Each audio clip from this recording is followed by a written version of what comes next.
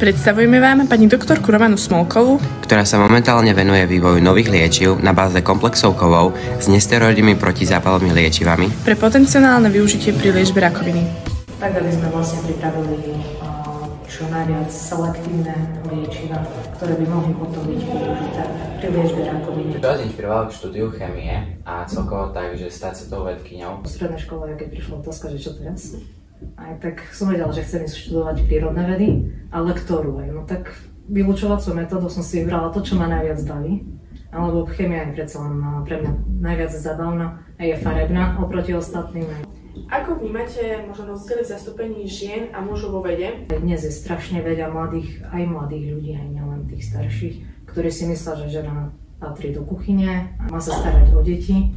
A že nie je to práca pre ženu. A v podstate vyriešiť jednoducho by sa to dalo tým, že by sa zo všetkých tých profesí odstránili stereotypy. Ako vyzerá váš bežný pracovný deň? Práca vedca je trošku špecifická v tom, že ja ráno, keď prídem do práce, môžem sa rozhodnúť, čo chcem robiť. V závislosti od toho, či sa venujem syntéze alebo analýze. Mali ste niekedy obdobie, kedy ste chceli s vedou skončiť? Asi každý človek. Keď si vezme všetky pre a proti a odpoveď je furt kladná, aj tak vlastne má to zmysel. Či využívate vo svojom výskume alebo pri práci aj umelú inteligenciu alebo nejaké moderné technológie?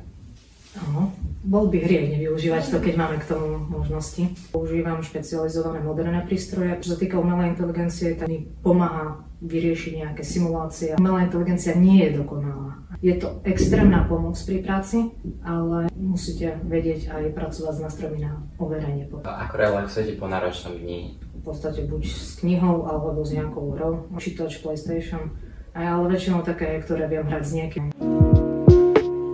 Tak aký bol váš najväčší úspech vo vede? Dostať terapeutický účinok pre látky, ktoré pripravujeme na nanomolárnu koncentráciu, čo v podstate znamená, že sme sa dostali na 1000-krát vyššiu účinnosť, ako je komerčné liečivo. Motivácia. Vedec musí chcieť robiť vedu, musí sa chcieť učiť nové veci, musí chcieť skúšať nové veci. Určite neuškodí trpezlivosť, lebo tie výsledky a hlavne tie dobré neprichádzajú ľahko.